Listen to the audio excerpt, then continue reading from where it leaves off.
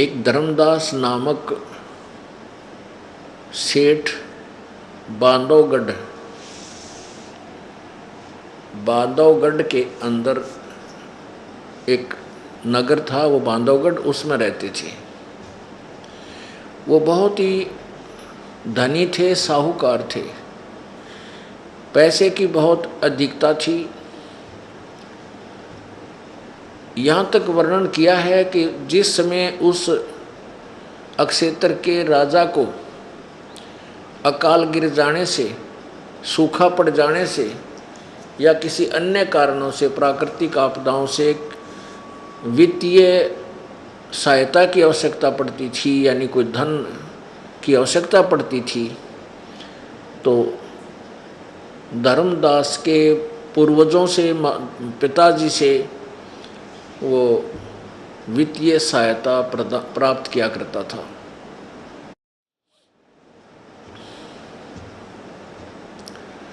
इतना सुख होते हुए, क्योंकि हम माया, जिसके पास माया है उसको सुखी मानते हैं।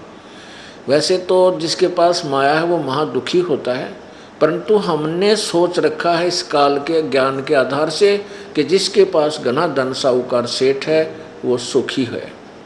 तो वो जो सुख भी उसके पास था, उसके उपरांत भी वो परमात्मा की तरफ में बहुत ही व्याकुल था। इसी उद्देश्य से उस धर्मदास जी ने एक रूपदास नाम के वैष्णव परंपरा के विष्णु जी के उपासक संत से उपदेश ले रखा था।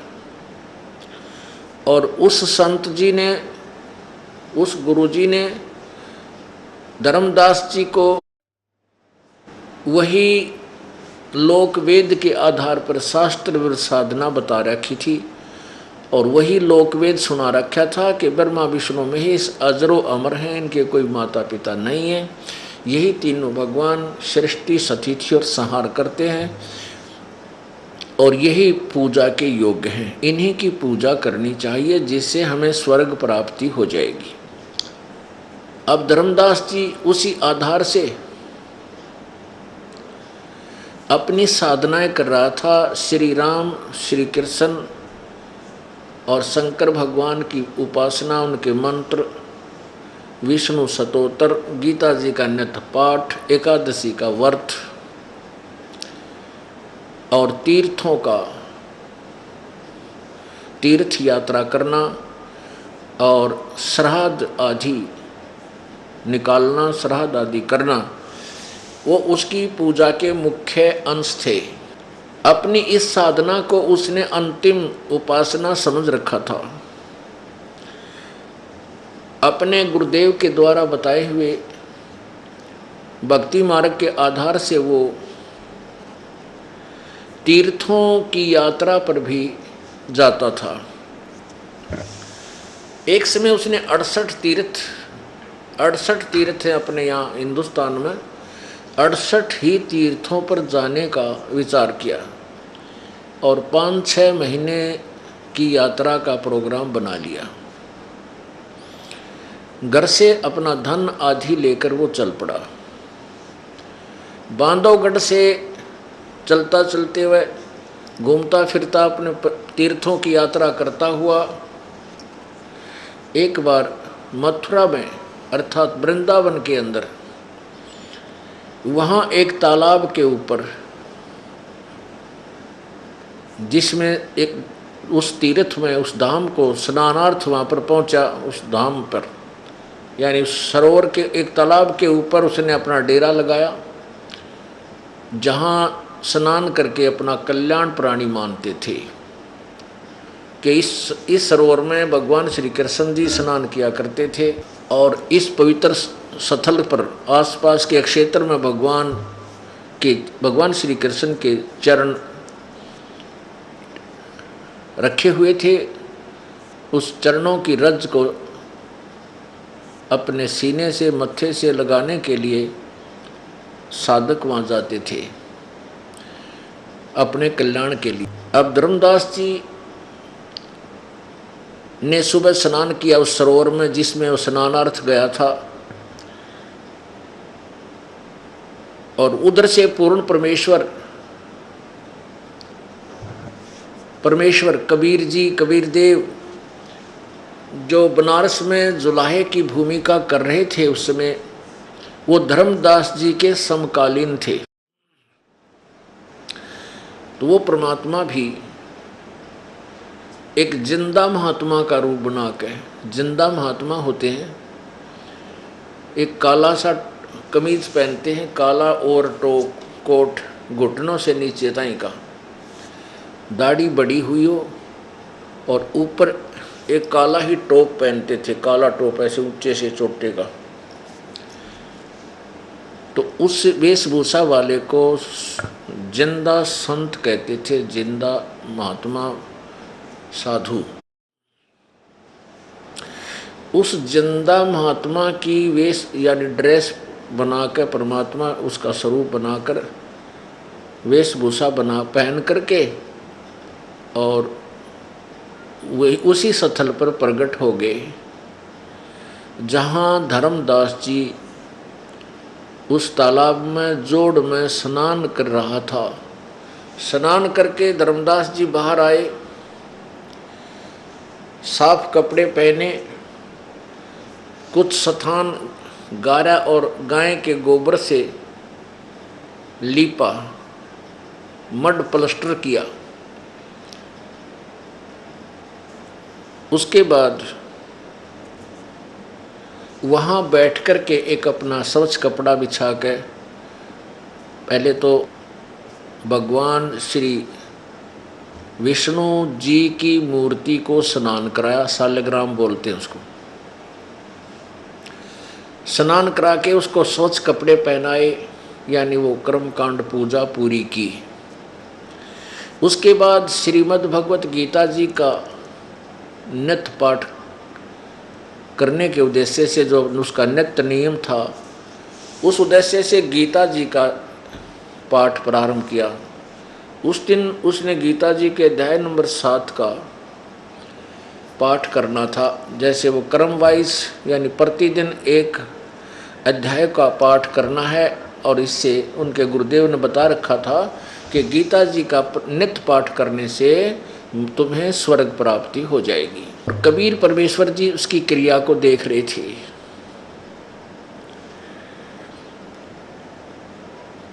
अब जब धर्मदास जी ने देखा कि एक मुसलमान, ये जिंदा महात्मा मुसलमान धर्म के अंदर होते हैं, उनको जिंदा महात्मा कहते हैं, वो ऐसी वेशभूषा करते हैं। तो धर्मदास जी ने देखा कि एक मुसलमान फकीर और आपके ज्ञान को सुनने की चेष्टा कर रहा है। कबीर देव जी पहले 50 फुट दूर बैठे थे, तो निकट आकर के 5-6 फुट की दूरी पर विराजमान हो गए, 10 फुट की दूरी पर। क्योंकि एक और समस्या है कि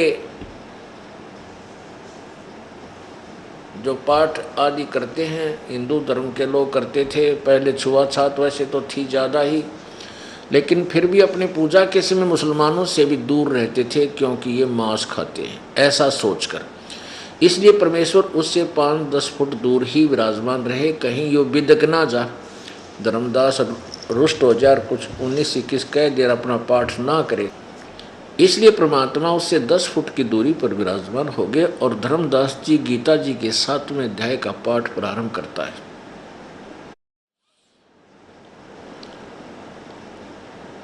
अब 7वां अध्याय आपको पढ़कर सुनाते हैं। पुण्यात्माओं, अभी तक हमें तत्व ज्ञान नहीं मिला। तत्व ज्ञान ना मिलने से हम सत्य भक्ति नहीं कर सके, और सत्य भक्ति यानी सत्य साधना, शास्त्र अनुकूल साधना ना करने से हम भक्तिहीन हो गए। हमारे पास भक्ति धन नहीं रहा, जिसके परिणाम स्वरूप हमारे ऊपर आपत्तियां आने लगी और हम निर्धन होने लगे, व्यवसाय में घाटे हो जाते हैं, परिवार में कोई न कोई आपत्ति खड़ी ही रहती है। इसका मूल कारण यही है कि हम शास्त्र विधि को त्याग कर मनमाना आचरण कर रहे हैं, मनमानी पूजाएं कर रहे हैं। पवित्र श्रीमद् भगवत गीता जी अध्याय नंबर 16 के श्लोक नंबर 23 में कहा है कि शास्त्र विधि को त्याग कर जो मनमाना आचरण करते हैं अर्थात मनमानी पूजा करते हैं, उनको न तो कोई सुख होता है और न ही उनके कोई सिद्धि होती है, न ही उनकी गति होती है, अर्थात यूजलेस, व्यर्थ। अब देखिएगा श्रीमद् भगवत गीता अध्याय नंबर 7 को पढ़कर सुनाते हैं।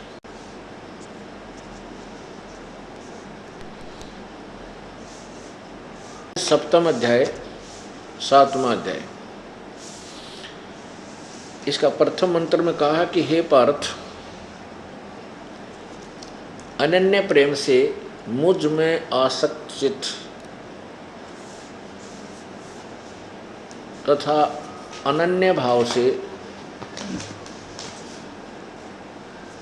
मेरे प्राण होकर योग में लगा हुआ जिस प्रकार से संपूर्ण विभूति बल ऐश्वर्य युग गुणयुक्त सबके आत्म रूप मुझको संशय रहित जानेगा, उसको सुन कि मेरे को तो पूर्ण रूप से समझ जाएगा मैं क्या हूँ।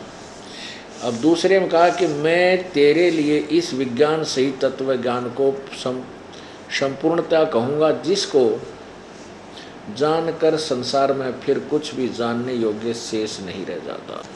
इसमें कमाल कर दिया है कि इसमें ऐसा ज्ञान दे दूंगा कि इस ज्ञान को समझ लिया फिर तेरे को कुछ भी जानना शेष नहीं रहेगा। तीसरे में कहा कि हजारों मनुष्यों में कोई एक मेरी प्राप्ति के लिए यत्न करता है, यत्न करने वाले में योगियों में भी कोई एक मेरे प्राण होकर मुझको तत्व से यथार्थ रूप से जानता है। आगे बताया कि 4 और 5 का इकट्ठा ही अनुवाद किया कि पृथ्वी जल अग्नि वायु आकाश मन बुद्धि और अहंकार भी इस प्रकार ये 8 प्रकार से विभाजित मेरी प्रकृति है।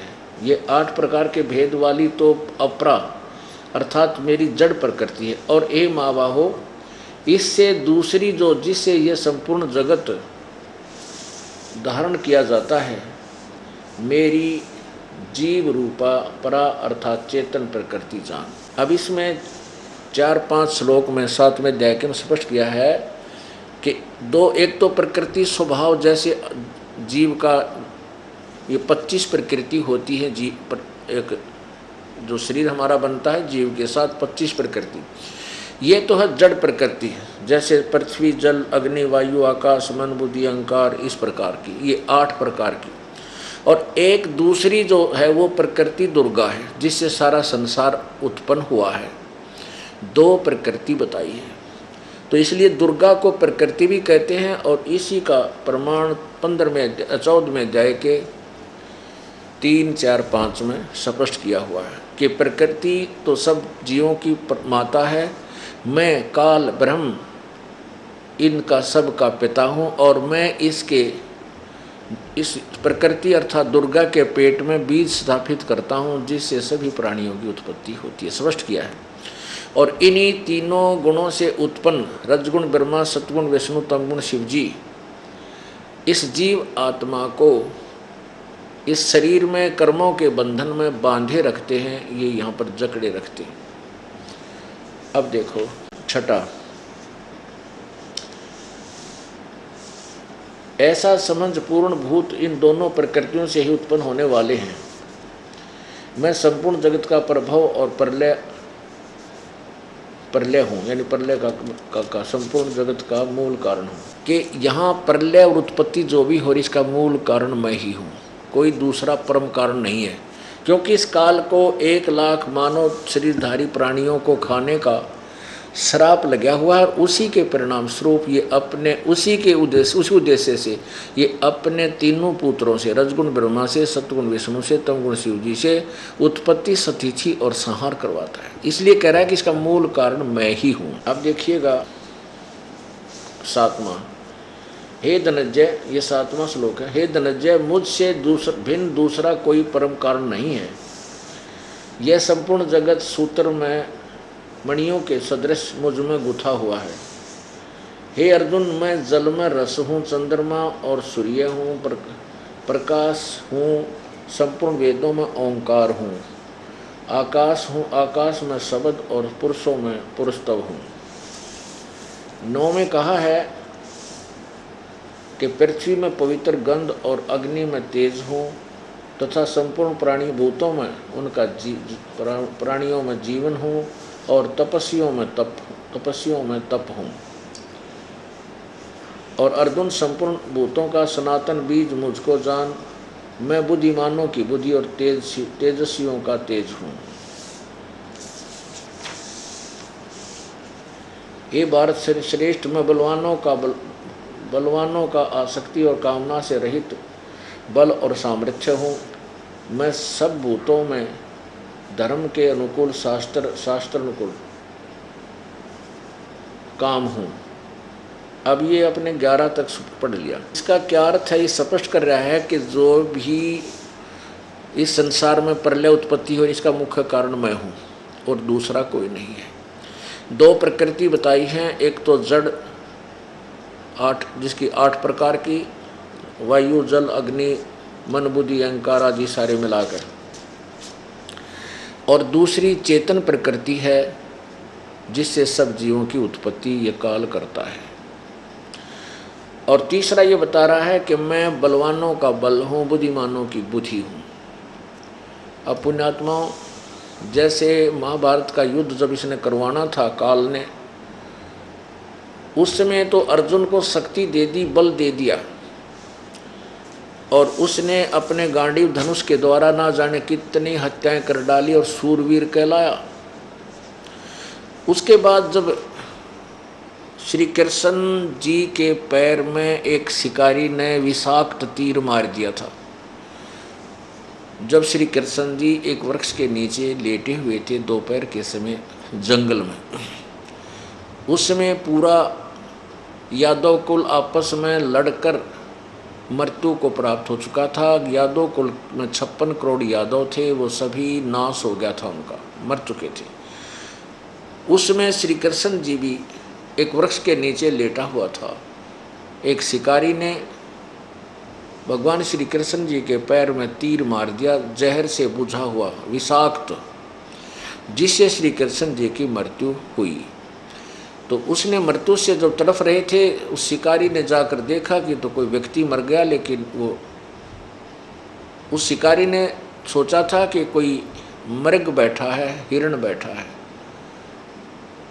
और उसकी आंख चमक रही है। भगवान श्री कृष्ण के पैर में एक पद्म था जो पैर के अंदर फिट था, जैसे ये तिल हो जाता है हमारे तिल शरीर में, उसमें चमक इतनी थी कि रात्रि के समय में वो रोशनी करता था जैसे 100 वाट का बल्ब जल रहा हो, और दिन के अंदर 100 वाट के बल्ब की केवल एक टिमटिमाहट देखी जा सकती है। तो ऐसे उस वृक्ष के नीचे श्री कृष्ण लेटा हुआ था और घुटने पर दूसरा पैर रखा हुआ था, तलवार सामने फ्रंट था, और आगे झुरमुट वृक्ष की जमीन पर छुई हुई थी। उस शिकारी ने उस झुरमुटों में के देखा कि कोई मृग बैठा है वृक्ष के नीचे। वो मृग की आंख जान करके उस पैर के पद्म में तीर मार दिया था शिकारी ने। श्री कृष्ण तड़पने लगा, हाय मर गया, हाय मर गया। तो उस आवाज़ सुन करके उस शिकारी को लगा कि कोई मनुष्य का जा लगा, ये तो मनुष्य मर गया। देखा तो वो तो द्वारकाधीश वहाँ पर तड़प रहे थे। तब उस शिकारी से ने कहा कि भगवान मेरे से धोखा हो गया, मैंने तो मृग समझा और मृग की आंख जानकर आपके पैर के में तीर लग गया। श्री कृष्ण जी ने कहा कोई धोखा नहीं हुआ भाई, ये तेरा मेरा कोई पूर्व जन्म का संस्कार था पहले, अब वो मैंने अपना बदला दे दिया, टिट फॉर टैट मेरा पूरा हो गया। आप श्री कृष्ण जी ने बताया कि तू सुग्रीव का भाई बाली था त्रेता युग में, और मैं रामचंद्र रूप में था, उसमें मैंने तेरे को भी धोखे से मारा था एक वृक्ष की ओट लेकर। आज मैंने तेरा टिट फॉर टैट पूरा कर दिया, अदले का बदला दे दिया। अब तू ऐसे कर यहाँ से जा और किसी प्रकार मेरा संदेशा पांडवों तक पहुँचा दे, वो यहाँ आ जाए। ऐसा ही हुआ। जब पांडव वहाँ पर आए तो श्री कृष्ण जी शरीर छोड़ गए पांडवों ने सभी उन कौरवों के अंतिम संस्कार किया। और श्री कृष्ण जी ने कहा था कि यहाँ पुरुष कोई नहीं बचा इस द्वारका से, सभी औरतों को साथ ले जाओ, वहाँ दिल्ली में रख लेना, यहाँ दूसरे लोग इनको तंग करेंगे, निकम्मी आत्माएं। ऐसा ही श्री कृष्ण जी का अंतिम संस्कार करके अर्जुन अकेला ही, वो चारों पांडव तो पहले चले गए। अर्जुन को स्वयं को इतना गर्व था कि मेरे सामने कोई टिकने वाला नहीं है, इसलिए उसने कहा कि मैं अकेला ही इन सबको ले आऊँगा। सभी गाड़ियाँ तैयार की, रथ आदि जोड़ लिए। रास्ते में आ रहे थे तो जंगली लोगों ने अर्जुन को घेर लिया और अर्जुन के वही गांडीव धनुष जो साथ लिए हुए था अर्जुन से उठा भी नहीं, और भीलों ने उसको पकड़ा और पीटा। सभी औरतों के गहने लूट लिए, कुछ एक औरतों को भी साथ ले गए। अर्जुन कुछ नहीं कर सका, खड़ा खड़ा देख रहा है। तब अर्जुन कहता है कि ये कृष्ण बड़ा छलिया था, इसने मेरे साथ धोखा ही धोखा किया। पहले तो मैं युद्ध करने से मना करूं था, जब तो ये कहता रहा कि युद्ध कर ले युद्ध कर ले, और जब मैंने युद्ध किया तब तो मुझे बल दे दिया, मैं एक तीर से 10-10 आदमियों को मार देता था, और आज मेरे से वो बल छीन लिया। मैं खड़ा खड़ा कठपुतली की तरह विवश हूँ। पुण्यात्माओं, श्री कृष्ण छलिया नहीं था। कबीर भगवान ने बताया श्री कृष्ण छलिया नहीं थे, श्री कृष्ण काल नहीं था, ये धोखेबाज नहीं था, ये तो काल का खेल था। सारा महाभारत काल ने करवाया, और फिर अपने जब महाभारत करवाया शक्ति दे दी, वो युद्ध करवाया तो, और फिर वह शक्ति वापस ले लिए। स्पष्ट कहता है कि मैं बलवानों का बल हूँ और बुद्धिमानों की बुद्धि मैं ही हूँ, यानी जब चाहे जिसको बल दे दूँ, जब चाहे बुद्धि दे दूँ, नहीं तो अपना ऑफ कर दूँ उनकी बुद्धि को। अब जैसे श्री रामचंद्र जी जब रावण को सीता जी को उठा ले गया, और श्री रामचंद्र जी जो है उसके विलाप में जंगल में जगह जगह घूम रहे, वृक्षों से लिपट रहे, रो रहे, विलाप कर रहे थे, सीता कहाँ गई। उसमें पार्वती जी ने आकाश से देखा कि एक व्यक्ति बहुत बुरी तरह रो रहा है। तब जब पार्वती जी ने भगवान शिव जी से कहा कि भगवान ये कौन व्यक्ति है, क्यों इतना दुखी है, इसके साथ क्या हो गया है, तब श्री शिव जी ने उसको नमस्कार किया ऊपर से। पार्वती बोली आप किसको नमस्कार कर रहे हो, इस व्यक्ति को जो रो रहा है? शिव जी बोले हाँ, ये विष्णु जी हैं, और इनको श्रापवश, नारद के श्रापवश यहाँ भटकना पड़ रहा है, और इनकी पत्नी को कोई उठा ले गया है। अब पार्वती बोली मैं इसकी परीक्षा लूँगी, तब मैं इसको नमस्कार करूँगी। आप कहते हो ये भगवान है, मैं भगवान जब मानूंगी, मैं तब मानूंगी इसको भगवान जब मैं इसकी परीक्षा ले लूँगी। मैं सीता रूप बना कर जाती हूँ, और यदि मुझे पहचान लेगा तो ये विष्णु भगवान है, अन्यथा मैं इसको नहीं प्रणाम नहीं करूँगी। और भगवान शिव जी बोले कि ऐसी गलती मत करिए, तो मेरे बड़े भाई की पत्नी का रूप मत बनाना। यदि तू सीता रूप बनाएगी तो मेरे लिए माता तुल हो जाएगी, मैं तुझे पत्नी रूप में स्वीकार नहीं करूँगा। अब पार्वती बोली कोई बात नहीं, को नहीं करूँ, मैं नहीं जाऊँ परीक्षा करने। तब तो कह दिया बात में, यो काल जो है ना, रिमोट तो काल के हाथ में जीव का। तो काल प्रेरणा से जब भगवान शिव जी अपने कहीं और भ्रमण के लिए चले गए, सैर सपट्टे को पीछे से सीता रूप बनाया और श्री राम के सामने खड़ी होगी। अब श्री रामचंद्र जी ने कहा कि हे दक्ष पुत्री माया, भगवान शंकर तेरे साथ क्यों नहीं आया, कहाँ छोड़ा है इसको? शर्मिंदा होगी, लज्जित हुई, कहने लगी आप सचमुच भगवान विष्णु हो। भगवान शंकर आपको ठीक ही प्रणाम कर रहे थे। न्यों कह के वापस आएगी। अब पुण्यात्माओं देखो,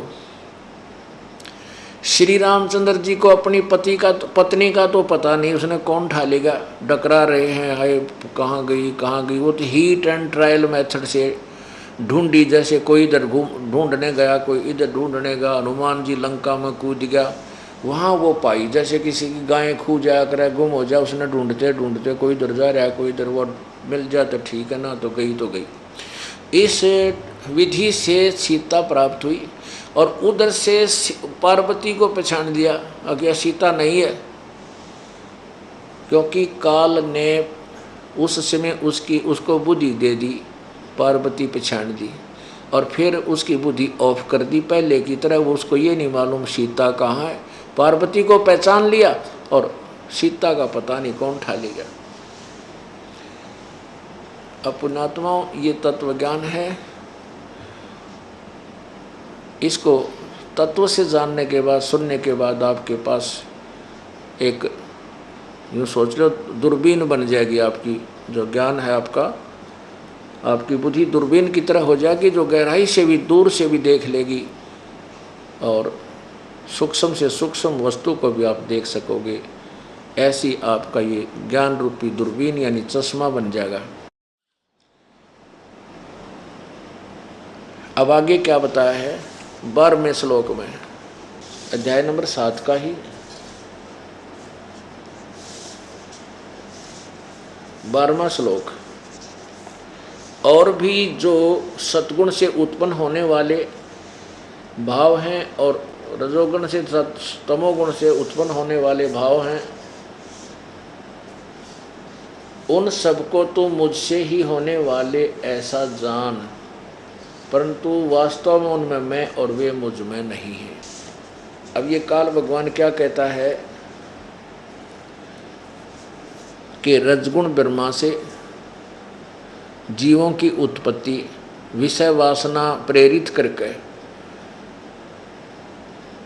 होती है और सतगुण विष्णु से सतिथि यानी एक दूसरे में मोह ममता, जैसे भाई बहन का प्यार है, माता पिता में प्यार और बेटे बेटियों को के अंदर आस्था प्यार, हमारा ममता, और पति पत्नी में संपत्ति के अंदर जो हमारी ममता है, हमारा मोह है, ये भगवान विष्णु जी के सतोगुण का दुष्प्रभाव है। और तीसरा तमोगुण भगवान शंकर जी के कारण है, जो हमारे अंदर एकदम गुस्सा हो जाता है, मरने मारने को तैयार हो जाते हैं, और तमोगुण रूपी भगवान शिव इन जीवों का संहार करता है। श्री रजगुण ब्रह्मा जी के कारण उत्पत्ति होती है, भगवान तमोगुण सतगुण विष्णु जी के कारण हम एक दूसरे में यहाँ ममता में जकड़े हुए हैं, सतीथि रहती है, और भगवान शंकर संहार कर देते हैं। ये काल भगवान ज्योति निरंजन कहता है कि इन तीनों गुणों के द्वारा जो भी हो रहा है उसका मुख्य कारण मैं ही हूँ, लेकिन मैं इनमें नहीं, ये मुझ में नहीं, क्योंकि ये काल इनसे भिन्न रहता है, अलग रहता है, दूर रहता है, अपने ब्रह्मांड में यानी ब्रह्मलोक में रहता है। और ब्रह्मा विष्णु महेश की भिन्न अलग से न्यारे स्थानों पर इनकी अलग अलग नगरियां हैं, इनकी राजधानी है। और ये तीनों भगवान इस पृथ्वी लोक पर, पाताल लोक नीचे है और ऊपर स्वर्ग लोक के तीनों प्राणियों के ऊपर एक एक विभाग के प्रभु हैं, स्वामी हैं। रजोगुण विभाग का मंत्री ब्रह्मा जी, सतोगुण विभाग के मंत्री विष्णु जी, और तमोगुण विभाग के मंत्री श्री शिव जी, शंकर जी। और एक ब्रह्मांड में इनके पिता जो ब्रह्म काल भगवान जो हैं ज्योति निरंजन, जिसको काल ब्रह्म बोलते हैं, वही महाशिव सदा यानी वो अन्य शिव विष्णु और ब्रह्मा के रूप बनाता है, जिस कारण से अन्य ब्रह्मा विष्णु होने से उनको महाब्रह्मा महाविष्णु महाशिव रूप दिया जाता है। वो एक ब्रह्मांड में मुख्य मंत्री सा जानो, ऐसे ऐसे 21 ब्रह्मांड तो इस ब्रह्म के हैं, क्षर पुरुष के। जो गीता जी अध्याय नंबर 15 के श्लोक नंबर 16 में दो भगवान कहे, क्षर पुरुष और अक्षर पुरुष। देखिएगा, ये है अध्याय नंबर 15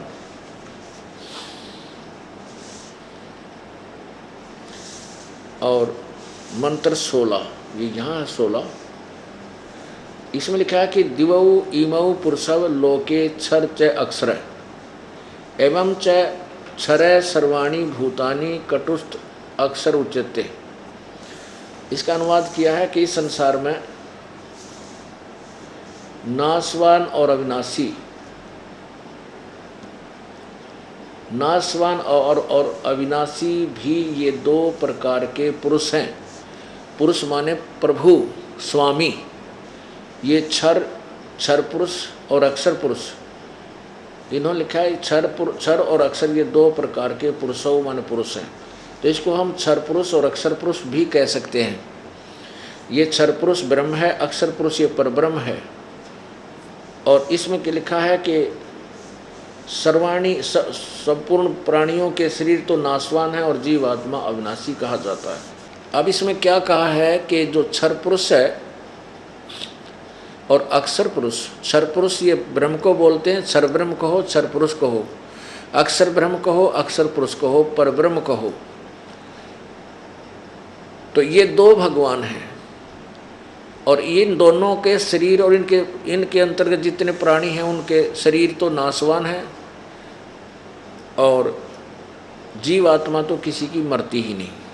गीता जी अध्याय नंबर 15 के श्लोक 17 में स्पष्ट किया है कि उत्तम पुरुष यानी पुरुषोत्तम, उत्तम पुरुष तो अन्य परमात्मा इति उदाहरते। उत्तम पुरुष यानी इनसे जो सही भगवान है, श्रेष्ठ प्रभु है, जो वास्तविक परमात्मा, वो तो इन दोनों से कोई और है। ये देखो, अभी आपने ये पढ़ा 16वां 17वां पढ़ो, उत्तम पुरुष तो अन्य परमात्मा इति उदाहरतः ये लोकत्रयम् आविश्य विभर्ति अवय ईश्वर। उत्तम पुरुष, इसको पुरुषोत्तम कहो चाहे उत्तम पुरुष कहो, यानी श्रेष्ठ प्रभु तो कोई अन्य ही है, और ही है। उन ऊपर वर्णित दोनों से कोई और है जो तीनों लोकों में प्रवेश करके सबका धारण पोषण करता है। और अविनाशी परमेश्वर परमात्मा इस प्रकार कहा गया है। अब इन तीनों भगवानों की सतीथि से हम परिचित होंगे, तब हम अध्यात्म, संपूर्ण अध्यात्म ज्ञान से परिचित होंगे। अब ये क्षर पुरुष कहो, क्षर ब्रह्म कहो और अक्षर पुरुष कहो, अक्षर ब्रह्म कहो और फिर परम अक्षर ब्रह्म कहो, परम अक्षर पुरुष कहो, ये तीसरा भगवान जो पुरुषोत्तम, वास्तव में पुरुषोत्तम है, वो तीसरा प्रभु है, वो परम अक्षर ब्रह्म है। इसी के विषय में गीता जी अध्याय नंबर 8 के मंत्र नंबर 1 में अर्जुन ने पूछा, प्रभु आपने 7वें अध्याय के 29वें मंत्र में श्लोक में कहा है कि जो तत्ब्रह्म को मैं जो ज्ञान दे रहा हूँ गीता जी का, इसको जो समझ कर तत्वदर्शी संत की खोज कर लेगा तो वो जो इस तत्ब्रह्म को समझ लेता है, संपूर्ण अध्यात्म ज्ञान को, और सभी कर्मों से परिचित हो जाता है, पाप और पुण्यों के से, तो वो केवल जन्म और मृत्यु से, जरा और मरण से छूटने का ही प्रयत्न करता है और किसी वस्तु की यहाँ की वो डिमांड नहीं करता, वो किसी की इच्छा नहीं करता। वो कौन है वो तत्ब्रह्म? 8वें अध्याय के 1 में श्लोक में प्रश्न किया है कि वो किम तत्ब्रह्म, वो किम तत्ब्रह्म कौन है, क्या है, वो कौन भगवान है? उसका उत्तर 8वें अध्याय के 3 श्लोक में दिया है कि वो परम अक्षर ब्रह्म है। वो सबसे उत्तम परमात्मा जो है वो परम अक्षर ब्रह्म है। अब पढ़िए 8वां अध्याय का पहले 7वें, ये 7वां चल रहा है, 7वें के से लिंक है इसका, इसलिए ज्ञान को समझकर हम आगे चल पाएंगे। यहाँ देखिए, ये 7वां अध्याय है और यहाँ 29वां मंत्र है नीचे। इसमें कहा है कि जरामरण मोक्षाय माम आश्रित्य यतंती ये ते ब्रह्म तत्व विदु। ब्रह्म तत्व यानी तत् ब्रह्म भी बोल सकते हैं इनको, तत् ब्रह्म। और कृत्सम अध्यात्मम कर्म च अखिलम। इसका क्या अर्थ है कि जो मेरे शरण होकर जरा और मरण से छूटने के लिए यत्न करते हैं, वो केवल जो जन्म मरण से छूटने का प्रयत्न करते हैं, वे पुरुष, वे भक्त तत्व ब्रह्म, ये देखिएगा, ये तत्व ब्रह्म, तत्व ब्रह्म यानी उस ब्रह्म, तत्व ब्रह्म यानी उस ब्रह्म को, संपूर्ण अध्यात्म को तथा संपूर्ण कर्मों को जानते हैं। ओह, अब गीता ज्ञान दाता ये काल है और ये कह रहा है, श्री कृष्ण में प्रवेश करके बोल रहा है कि मैं तुझे जो ज्ञान दे रहा हूँ, जैसे चौथे अध्याय के 25 से लेकर 34 में बताया है कि कोई ऐसी साधना करता है, कोई ऐसी साधना करता है, और सभी अपनी साधना को पापनाशक मानकर कर रहे हैं, श्रेष्ठ मानकर कर रहे हैं। कोई देवताओं की पूजा करता है, कोई केवल प्राणायाम करके ही, कोई योग अभ्यास करके, कोई घोर तप करता है, कोई जो है जीव हिंसा से ही का व्रत रखता है। इस तरह अपनी साधनाओं को पापनाशक जान के करते हैं। लेकिन चौथे अध्याय के 32वें श्लोक में कहा है कि जो इस प्रकार के जो सभी साधनाएं लोग कर रहे हैं, भगतजन साधकजन, वो भी और विस्तार से और जो वास्तविक साधना है वो सच्चिदानंद घन परमात्मा यानी परम अक्षर ब्रह्म की वाणी में उनके द्वारा अपने मुख से उच्चारित उस मुख्य ज्ञान में, तत्व ज्ञान में वर्णित हैं, उनको वहाँ विस्तार से लिखी है। और उस तत्व ज्ञान को जो परमेश्वर द्वारा अपने मुखारविंद से उच्चारण की गई है वाणी, जो उसमें तत्व ज्ञान है, उस तत्व ज्ञान को किसी तत्वदर्शी संतों के पास जाकर समझ, उनको दंडवत प्रणाम कर।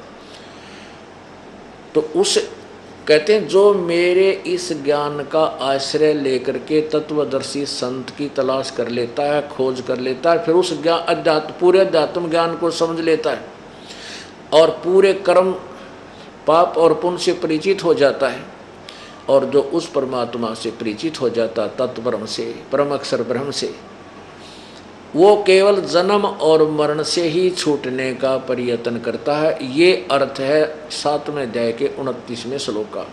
अब 8वें अध्याय के प्रथम ही मंत्र में अर्जुन ने कहा कि फिर ऐसा महत्वपूर्ण वो भगवान है तत्व ब्रह्म, यानी वो तीसरे नंबर का परम अक्षर ब्रह्म, तो वो कौन है, वो क्या है वो तत्व ब्रह्म। यहाँ देखो, ये 8वां अध्याय प्रारंभ हुआ, 8वां अध्याय प्रथम ही मंत्र में अर्जुन ने कहा कि किम तत्व ब्रह्म, वो तत्व ब्रह्म कौन है, हे पुरुषोत्तम वो तत्व ब्रह्म क्या है। इसका उत्तर इसी गीता ज्ञान दाता ने गीता जी के इसी 8वें अध्याय के तीसरे मंत्र में दिया, श्लोक में।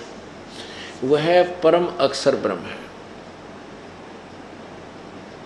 वह परम अक्षर ब्रह्म है। अब देखो, गीता जी अध्याय नंबर 15 के श्लोक नंबर 16-17 में 3 परमात्मा है। एक क्षर ब्रह्म, क्षर पुरुष को, पुरुष माने परमात्मा को, ब्रह्म माने भी परमात्मा होता है, प्रभु होता है।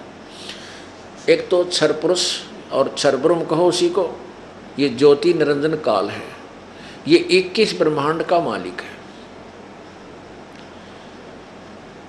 और जो अक्षर ब्रह्म या अक्षर पुरुष, हम जिसे परब्रह्म बोलते हैं, वो है 7 शंख ब्रह्मांड का मालिक, 7 शंख, नील पद्म शंख।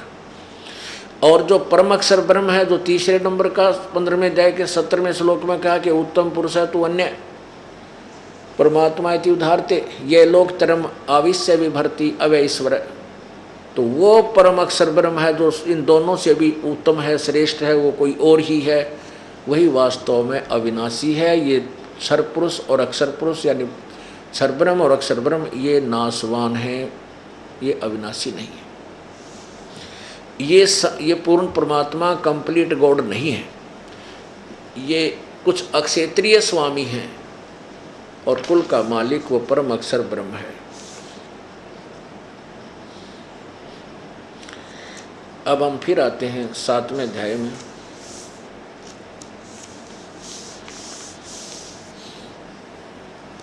7वें अध्याय का 12वां श्लोक, ये गीता ज्ञान दाता कहता है कि तीनों गुणों के द्वारा जो भी हो रहा है, रजगुण ब्रह्मा से जीवों की उत्पत्ति, सतगुण विष्णु जी से सतीथि और शंकर से, तमगुण शंकर जी से संहार, इसका मुख्य कारण मैं ही हूँ। परंतु ये मुझ में और मैं इनमें नहीं हूँ। यो काल कहाँ रहता है? 21वें ब्रह्मांड में रहता है। अब देखना इसकी सतीथि, ये एक ब्रह्मांड है, ब्रह्मांड, ये एक ब्रह्मांड है इतना।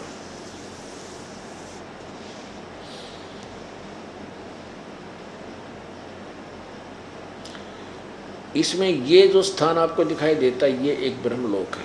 इस ब्रह्मांड में ही एक स्थान है जो ब्रह्मलोक है, और ये क्षेत्र बहुत ज़्यादा है। इस क्षेत्र का, ब्रह्मलोक का अलग से एक चित्र हमने पार्टली बनाया है। ये देखो, ये पूरा एक ब्रह्मलोक है जो इस ब्रह्मांड का ही एक अंश है। तो इसमें ये काल रहता है अलग। इसमें ब्रह्मा विष्णु महेश की सतीथि नहीं है। यही काल 3 रूप धारण करता है, महाब्रह्मा, महाविष्णु, महाशिव का। और ये कंप्लीट एक ब्रह्मांड का चित्र है। ये नीचे जो ये पाताल लोक है, ये पृथ्वी लोक है, ये स्वर्ग लोक है। इन 3 लोकों के ऊपर रजगुण ब्रह्मा, सतगुण विष्णु, तमगुण शिव जी का एक एक विभाग का पर अधिपत्य है। इन भगवानों की अलग से भी राजधानी यानी नगरियां हैं, अलग से इनके लोक हैं। ये शिवलोक, ये ब्रह्मा का लोक, ये विष्णु जी का लोक अलग से। यहाँ बैठकर ही ये तीनों लोकों के प्राणियों को कंट्रोल करते हैं, प्रभावित रखते हैं। और ये काल यहाँ पर अन्य रूप, ये अलग रहता है इनसे, कहता है मैं इनमें नहीं और ये मुझ में नहीं। अब ये देखिएगा, ये एक ब्रह्मांड आपने देखा, तो अब देखिए काल के 21 ब्रह्मांड। ये जो ब्रह्मांड आपने देखा, ये अब इसको जानो कि ये एक गेंद है, ये एक गेंद जो है, ये एक ब्रह्मांड समझो। ऐसे ऐसे ये 5 ब्रह्मांडों का एक समूह बनाकर इसने एक महाब्रह्मांड बनाया काल ने।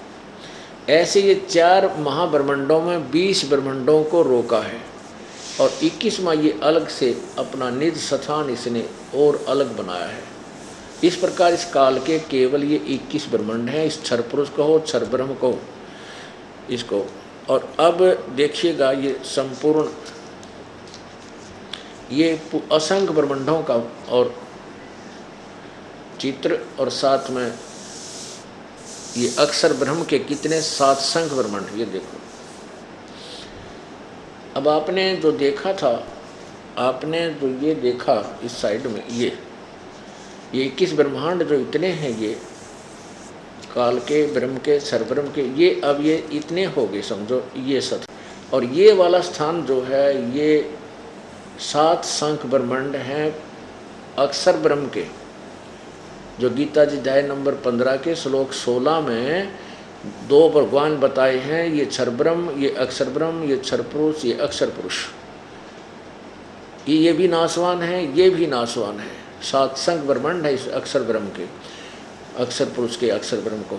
अब ये पूर्ण, ये अनंत असंख्य ब्रह्मांडों का जो कुल मालिक है, ये परम अक्षर ब्रह्म है, परम अक्षर ब्रह्म। और ये स्थान नष्ट हो जाता है। ये 7 संख्य ब्रह्मांड अक्षर ब्रह्म के और 21 ब्रह्मांड क्षर ब्रह्म के या क्षर पुरुष के और अक्षर पुरुष के, ये नष्ट हो जाते हैं। लेकिन ये शेष स्थान कभी नष्ट नहीं होता। ये सत्यलोक, ये 27 स्थान शाश्वत स्थान है, जो गीता जी अध्याय नंबर 18 के श्लोक नंबर 62 में कहा है कि अर्जुन तू सर्वभाव से उस परमेश्वर की शरण में जा, उसकी कृपा से ही तू परम शांति और शाश्वत स्थान को प्राप्त होगा।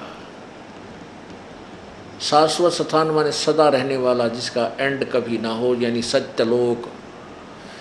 ये सच्चा सत्य माने अविनाशी, अविनाशी लोक में आप चले जाओगे, फिर कभी जन्म मृत्यु नहीं होगी। और गीता ज्ञान दाता कहता मेरी शरण में रहना है तो तेरा भी जन्म और मेरा भी जन्म, चौथे अध्याय के 5वें श्लोक में और 9वें श्लोक में। ये वो अक्षर ब्रह्म है। वो किम वो अक्षर ब्रह्म बताया ना, ये वो कबीर परमात्मा है, पूर्ण ब्रह्म, ये कबीर देव है, ये अक्षर ब्रह्म। अब हम किसकी पूजा करते हैं? अब जैसे गीता जी अध्याय नंबर 8 के और श्लोक नंबर 3 में आपने पढ़ लिया कि वो परम अक्षर ब्रह्म है। उसके जानने के बाद फिर केवल यहाँ से जन्म मृत्यु से छूटने की चेष्टा करता, जीव यहाँ नहीं रह सकता। तो फिर 8वें अध्याय के 5, 6, 7, 5 और 7 श्लोक में तो गीता ज्ञानदाता कहता मेरी भक्ति कर मुझे प्राप्त होगा। और 8वें अध्याय के 13वें श्लोक में गीता ज्ञानदाता कहता है कि मेरा तो केवल एक ओम नाम है, उस ओम नाम का जाप, उस ओम एक अक्षर का जाप यदि अंतिम श्वास तक करता हुआ शरीर छोड़ जाता है तो मेरे वाली परम गति को प्राप्त होता है, यानी मुझे ही प्राप्त होता है। फिर 8वें अध्याय के श्लोक नंबर 8, 9, 10 में उस परम अक्षर ब्रह्म, उस परम दिव्य पुरुष परमात्मा के विषय में कहा कि उसकी भक्ति जो साधना उस तत्वदर्शी संत से लेकर करता है, वो उस साधना के, उस सत्य साधना, उस भक्ति के बल से, भक्ति की कमाई से के कारण अंतिम समय तक सांस का सुमन करता हुआ अंतिम सांस तक उसी परम दिव्य पुरुष अर्थात परम अक्षर ब्रह्म को प्राप्त हो जाता है। अब आइए फिर उसी पे 8वें अध्याय का अब देखिएगा 5वां मंत्र।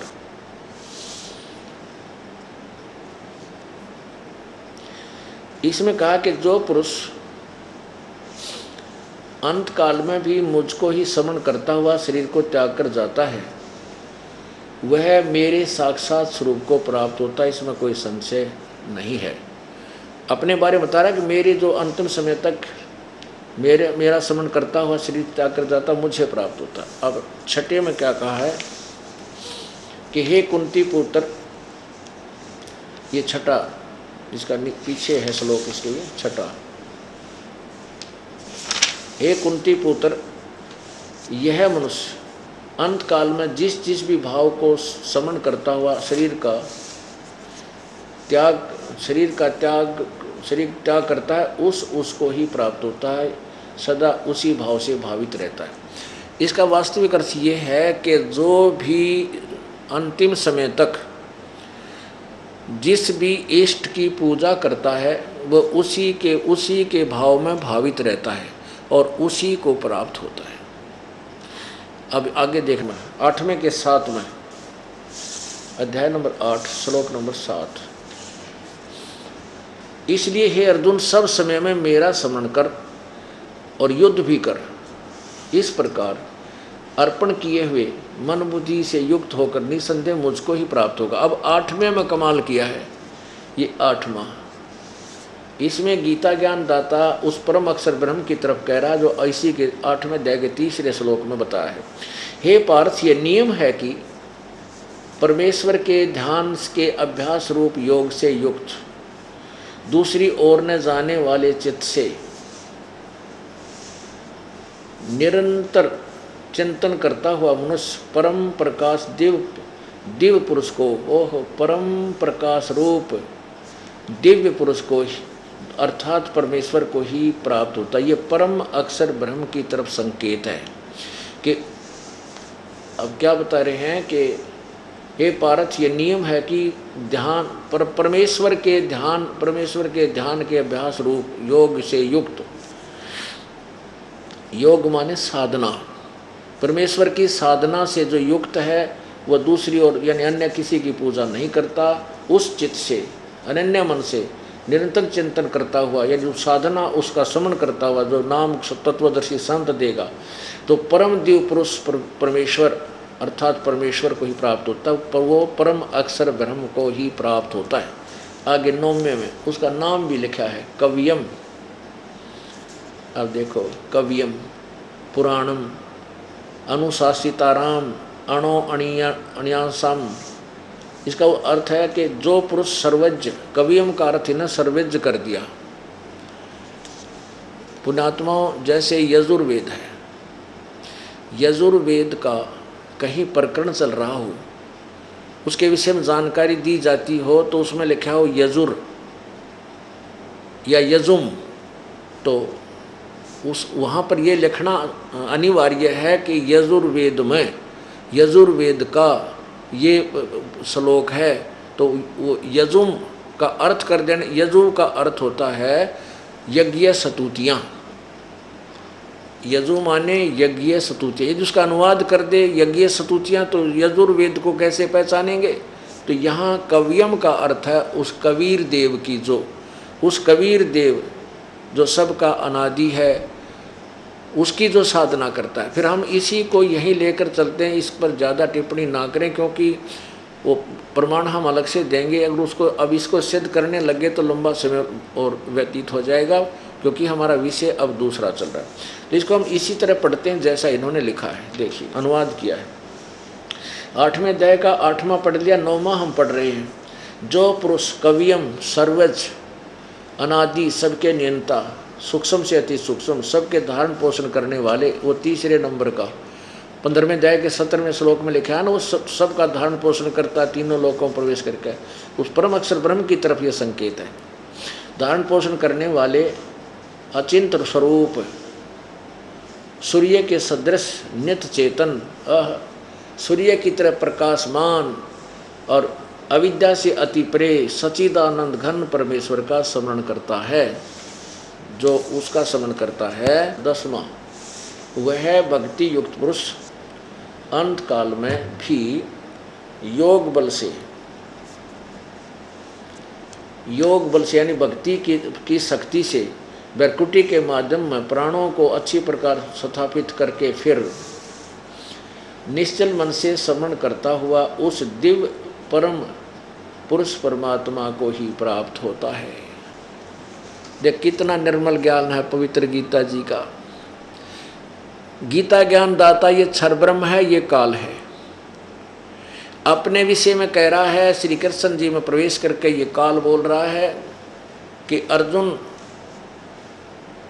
यदि तूने मेरी भक्ति करनी है तो मुझ में मनवाला हो, मेरी भक्ति कर और युद्ध भी कर, मुझे ही प्राप्त होगा। और 8वें अध्याय के 5 और 7 में कहा है, और 6 में कहा कि ये नियम है जो अंत समय में जिसके अंदर भावित है, जिसके ऊपर आसक्त है, उसी के पास चला जाता है। ये नियम है, जहाँ आशा ता वासा होई, मन कर्म वचन सुमरियो सोई। परमेश्वर ने भी ऐसा ही कहा है अपनी अमृतवाणी में, मुख्य ज्ञान में। और फिर 8वें अध्याय के 8, 9, 10 में किसी और पूर्ण परमात्मा सच्चिदानंद घन परमेश्वर की तरफ संकेत है कि उसका जो सिमरण करता है वो उसको प्राप्त होता है। अपने विषय बताता कि मेरा तो केवल एक ओम मंत्र है।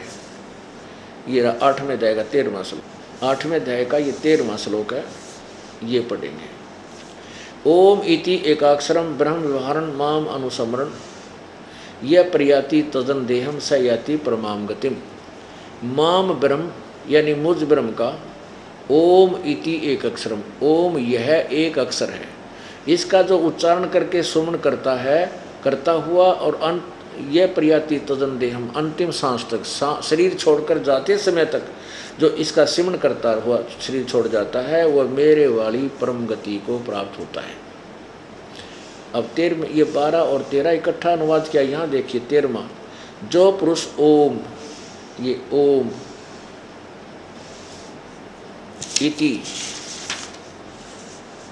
ओम इस एक अक्षर रूप ब्रह्म को उच्चारण करता हुआ उसके अर्थ रूप मुझ निर्गुण ब्रह्म का चिंतन करता हुआ शरीर को त्याग कर जाता है, वह परम पुरुष परम गति को, वह पुरुष परम गति को प्राप्त होता है। ये तो बताया है कि मेरा जो ओम नाम है, बस इसका जो और कोई और मंत्र ही नहीं है जाप करने का, और अन्य मंत्र हम जाप करते हैं तो वह शास्त्र अनुकूल नहीं है। जैसे किसी प्रकार ओम नमः शिवाय, ओम भगवते वासुदेव, ओम नमो वासुदेव भगवते नमः, इस तरह की ये मंत्र नहीं है। ये मोक्षदायक नहीं, शास्त्र अनुकूल साधना नहीं है, ये मोक्षदायक मंत्र नहीं है।